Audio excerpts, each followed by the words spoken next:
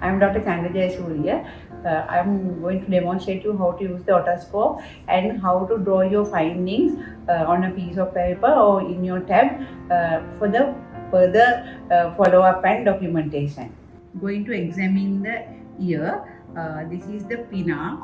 This is part is called helix, antihelix, tragus, antitragus. So we are going to first inspect the pinna whether there are any abnormalities. We can see whether there are any preauricular tags, preauricular sinuses, post-oral. We can look for a scar, and then we can check the tenderness.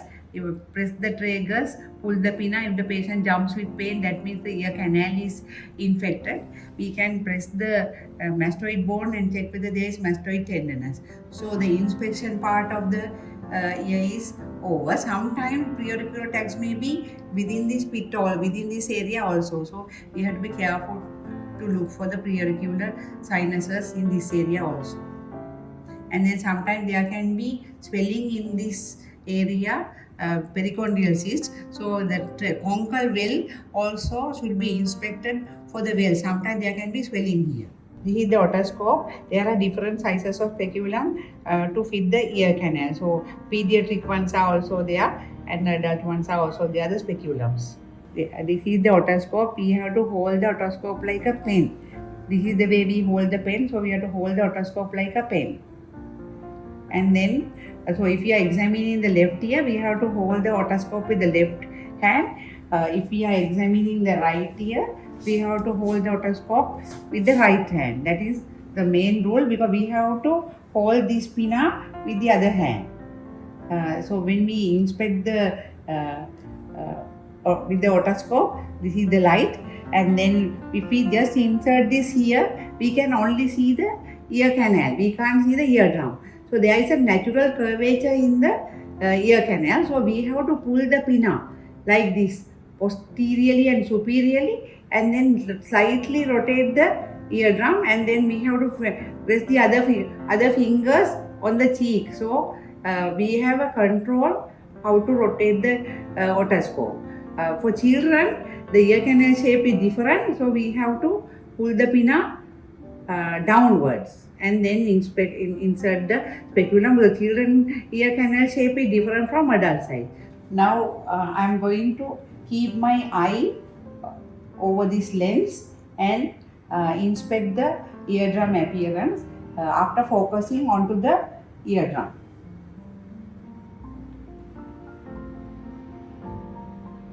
Now there is little bit of wax in the ear canal. Partially the eardrum is covered, but I can see the handle of malleus and the cone of light. And upper part I have to check. The fibrous layer looks okay, but I have to look at the thin membranous layer of the eardrum called pars flaccida. So it is very important to inspect the eardrum like this, focusing into the roof of the ear canal. We have to inspect the pars flaccida, and straight we can focus to the pars tensa, and we have to draw our findings on a piece of paper. If there's a perforation, we have to draw it according to the quadrants of the eardrum. When we draw the eardrum, we have to draw the eardrum together. This is right eardrum, this is left eardrum, and there is a cone of light, and this is the pars tensa. This is the membranous part of the eardrum called pars flaccida. We can barely see the image of the handle of malleus through the eardrum, because the eardrum is transparent, and because the ear canal has a curvature, there is shining of light on the eardrum. This is called cone of light. So when we draw a pathology, we have to divide this eardrum into four quadrants like this, four quadrants. So we can mark our perforations according to the quadrant. So now this is anterior, this is posterior. So anterior, this is superior, this is inferior. So there are four quadrants: superior, anterior superior quadrant, anterior inferior quadrant, posterior superior quadrant, posterior inferior quadrant. How we identify this is posterior is handle of malleus is always directed toward the posterior side. So like you would carry an umbrella within your axilla, we carry an umbrella. The umbrella will go. The part of the umbrella will go posteriorly. So that is how we remember. So this is the handle of malleus. It is posterior.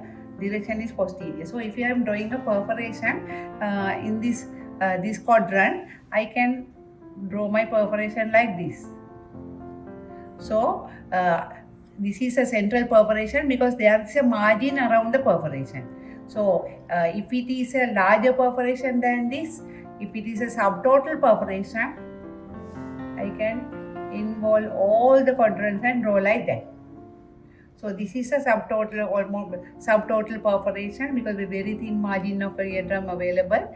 It's a large perforation. So according to the quadrant, we can draw the eardrum and we can mark the percentage also. Now this is large perforation. We can say subtotal, around 90% of the eardrum is involved. This one is small perforation. So around 10% of the eardrum is involved.